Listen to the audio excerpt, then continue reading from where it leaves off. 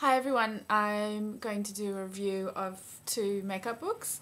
The Bobbi Brown Makeup Manual and the Ray Morris Makeup The Ultimate Guide. The first thing I'll say is I prefer the Ray Morris book. I was much more excited about the Bobbi Brown book, but I've been a bit disappointed. So the biggest issue I have with the Bobbi Brown book is it sort of reads like the beauty pages of a magazine, so which to me always seem to kind of gloss over a lot of issues that you might have. So they're just very simplistic kind of solutions to problems rather than really going into detail about how you can sort them out. The Ray Morris book, and she says in the forward, she gives you the tips that she uses. Like she's showing you how she applies makeup, and it's how she teaches her assistants, and so you're learning stuff that a real makeup artist uses, rather than just a kind of glossing over. The Bobbi Brown book is, if you got it, it would be good for day-to-day makeup application, whereas the Ray Morris book is, you know, pushes you a little bit further. And stuff that I did like about the Bobbi Brown book, she goes through what you need in your what equipment you need, brushes, where to buy cosmetics. I don't know if anyone needs help with that, but anyway. Maintenance, that was useful. How to clean your brushes and stuff. I was most interested in the how to apply makeup section, and the problem that I have with this book is that she goes into a lot of detail about things that you probably already know and then glosses over the details that might be useful to know. For example, when she's talking about applying eyeshadow to different shaped eyes, she talks about if you have hooded eyes or deep set eyes, do this. There's no picture of what a hooded eye or a deep set eye is. So if you don't know if you have either of those eye shapes, then how are you going to know? And there's no diagrams for different eyeshadow applications for those types of eye shapes. Another thing that I thought was ridiculous, that she talks about if you have wrinkles or aging skin, she says apply moisturizer. That's her solution. She doesn't, which if you have wrinkles or aging skin, you know that moisturizer doesn't do diddly squat. If you have aging skin or wrinkles, you can't do the same things that a 16-year-old can do. So get a grip. Anyway, there's lots of you know, nice pictures and stuff like that with details about how to apply lip gloss.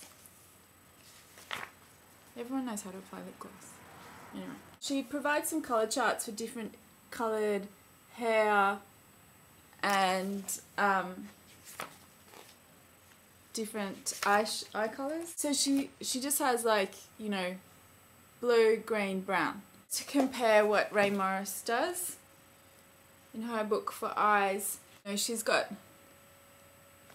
like, if you have different types of blue eyes, she has different colour charts, and, you know, she provides a lot more information about different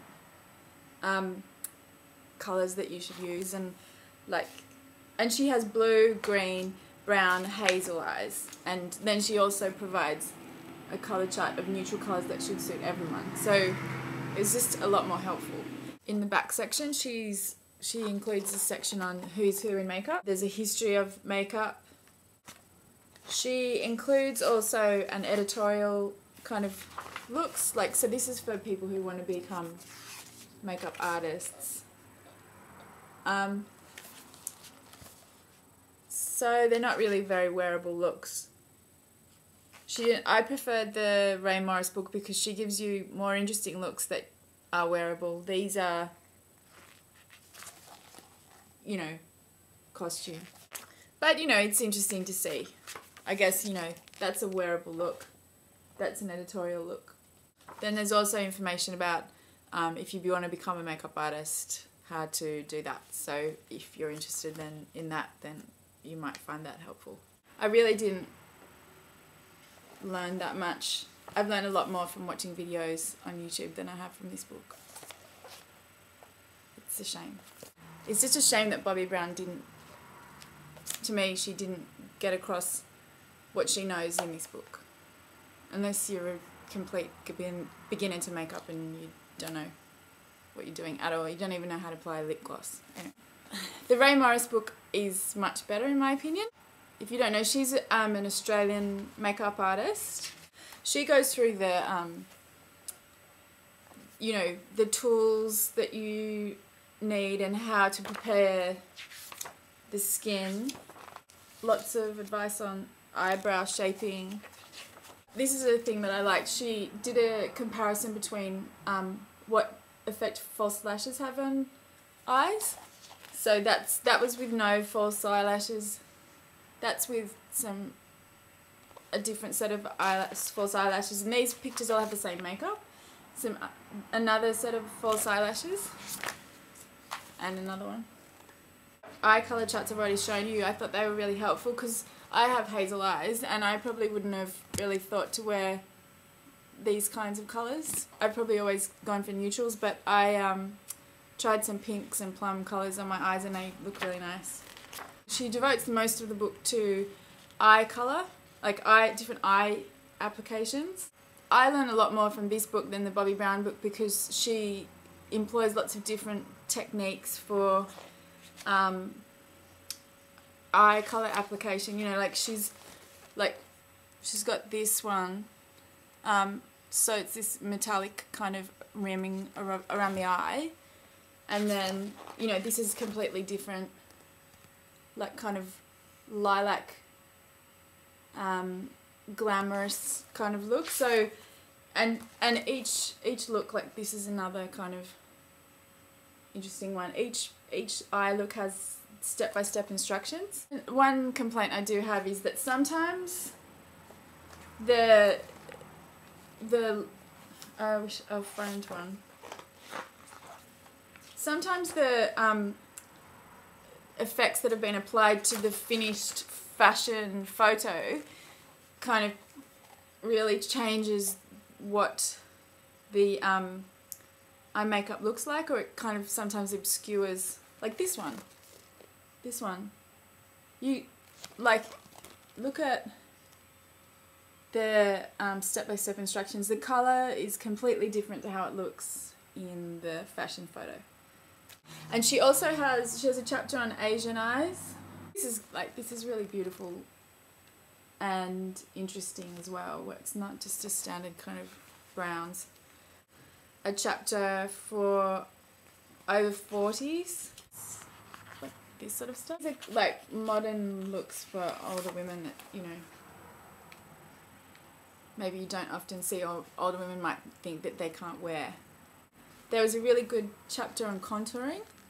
I really didn't understand before I read this book that much about contouring, or I was a bit like, why would I do that, or whatever. She explains like why you apply a contour colour there and there. It's so that it brings the cheek forward and recesses in here so that you look like you have higher cheekbones. She also explains highlighting. Here, she's highlighted the cupid's bow and the bottom lip. So it actually does makes a difference. She was right.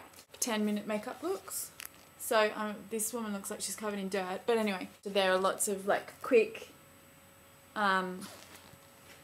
looks that only take 10 minutes. A day look or whatever. So all in all, as I said, this book I enjoyed way more and learnt a lot more than this book. Sorry, Bobbi Brown. Okay, I hope this was helpful, and thanks.